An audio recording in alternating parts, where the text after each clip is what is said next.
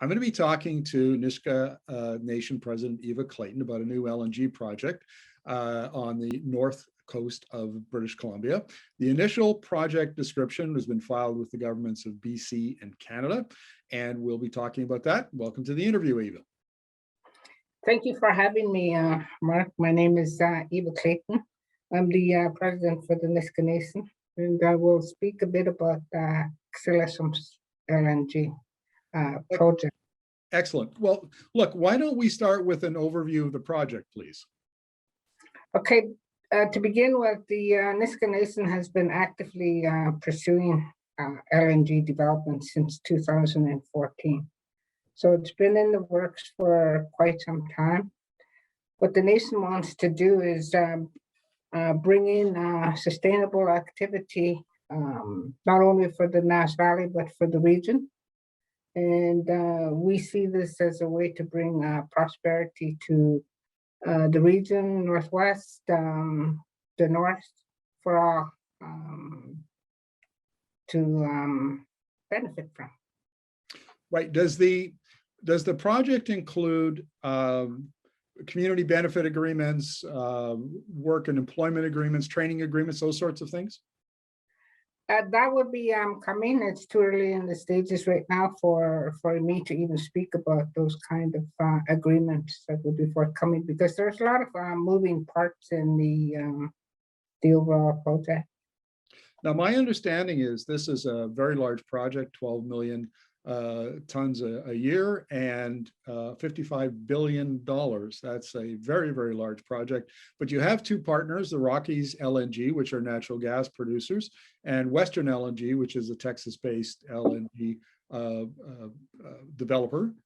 And how did you partner up with them?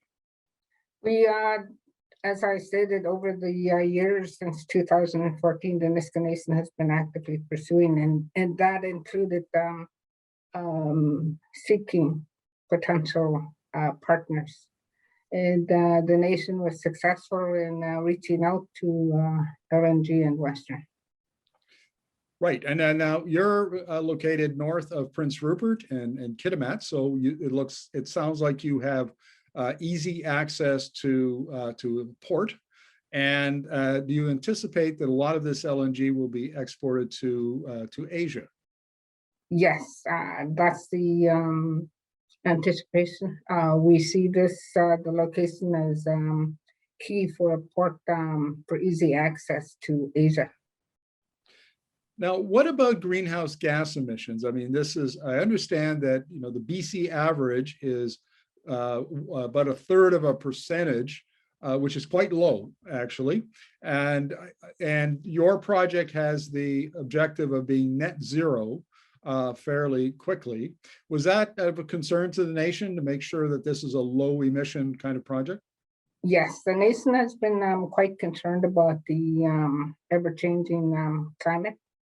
And with the global warming, one of the key requirements of Ksylishim's LNG is to align with the First Nations Climate Initiative, Clean BC, and the Canadian climate plans, so that it will be one of the cleanest LNG projects that in the world as we start up, because that's what we want. We want to eventually move into that, developing the net zero. The Nisga'a Nation has been and is a founding member of the First Nations Climate Initiative.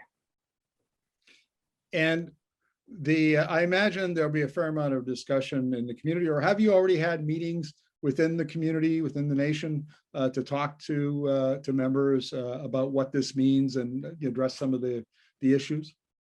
Yes, early on, and we have had our communiques out to the nation. The nation is moving towards engaging not only with the Nisga'a communities, but with First Nations groups and other groups along the route. So that's in the works, and it's going to eventually happen. Now, the other LNG projects in British Columbia have received a fair amount of opposition, some from environmental groups and other First Nations. Are you anticipating that there might be opposition to this project? Yes, and like you know, like you say, with other projects of this magnitude, there will of course be opposition. And how we address that will be key. And how we hear the opposition is key, because communications is key. And like any other project, it is to be expected. When do you, assuming, there'll have to be a review, regulatory review and environmental review. When do you think that the project might be up and running? For that particular question, it's a little too early for me to even speculate because of the regulatory requirements. We are in a position, and we have been working with BC and Canada, because that's what the treaty provides us to collaborate with Canada and BC. Chapter 10 sets out that environmental process for the Niskanesin. Right. And the final question, Eva, what role will the nation play in the development of this project? Will it be a supportive role, a leadership role? What can you tell us about that? The Niskanesin will play not only a supportive role, but a leadership role along with the partners. We want to work together. We want to make sure that the project is successful going forward, so that we can bring prosperity to the north. Eva, thank you very much for this. Really appreciate it. Thank you.